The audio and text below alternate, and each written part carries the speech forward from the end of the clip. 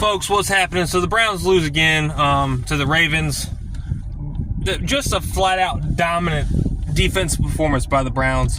It's a shame the Browns' defense is so good, because even if, in a few years the offense figures it out, some of these guys, windows for, good teams are only, so long.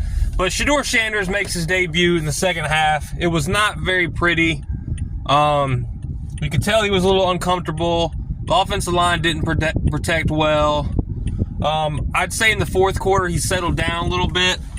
And look, he didn't get any reps, and there's a lot of things that attribute to that. Drafting 2 rookie quarterbacks, he's a later round pick.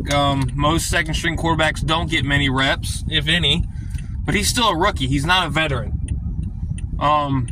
There are some things he just has to know better that he should have learned from that last preseason game against the Rams. He can't run around back there and retreat. He's got to throw the ball away.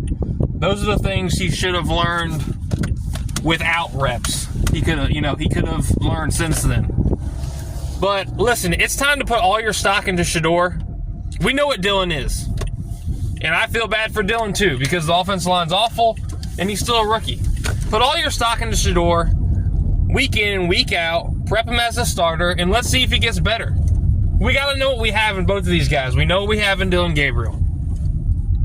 But look, man, like I said, this all comes back to Andrew Berry. He failed to address the offensive line. They're awful. He failed to address the receiving position. They're awful. Yes, Gage Larvin had a nice camp, but you got Sheduer Sanders out there throwing to a guy in the end zone. Listen, I'm a South Carolina Gamecocks fan. That's where Gage Larvin played. This guy had 19 receptions at South Carolina University last year. 19! And he's your starting receiver against the Baltimore Ravens. I mean, what are we doing? So this is a complete organizational failure. Yes, Sheduer's to blame. Yes, they're to blame. South Carolina didn't even have a top receiver taken in the draft last year, let alone later in the draft. And this guy's starting for us. Not saying he's not a good player, but he shouldn't be out there. Andrew Berry has decimated this team.